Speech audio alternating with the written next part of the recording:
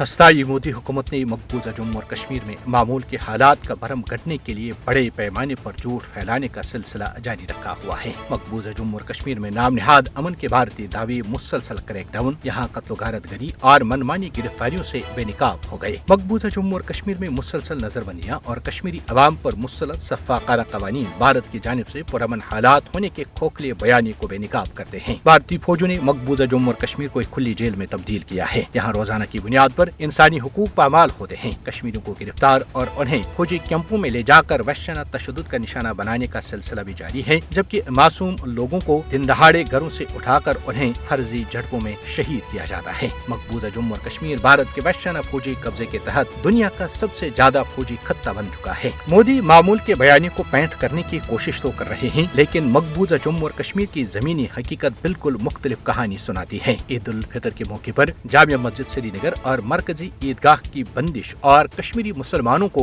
इन दोनों मकामात पर नमाज ईद से रोकना इस बात की वाज़ेह दलील है कि मकबूजा जम्मू और कश्मीर में जमीनी सूरत-ए-हाल में कोई तब्दीली नहीं आई है और भारत यहाँ पुरअमन हालात होने का दावा करता है, जिसका जमीनी हकीकत से कोई ताल्लुक नहीं है। मोदी हुकूमत हक़ाइक़ को मसक करती है और अपने झूठे बयानी को आगे बढ़ाने के लिए सच्चाई को तोड़ मरोड़ कर पेश करती है। भारत दुनिया की आंखों में अधूल झोंकने की कोशिश करता है कि मकबूजा जम्मू और कश्मीर में सब कुछ ठीक है, जबकि यहाँ भारतीय जबर जारी है। भारत को अक़वाम मुत्तहिदा के मुबस्सरीन और इंसानी हुकूक के आलमी इदारों को मकबूजा जम्मू और कश्मीर में हकीकी सूरत-ए-हाल का जायजा लेने का मौका फराहम करना चाहिए, ताकि वो अपनी आंखों से भारतीय बर्बरियत और रियासती दहशतगर्दी का मुशाहिदा कर सकें, जिसका कश्मीरी अवाम को रोजाना की बुनियाद पर सामना करना पड़ता है।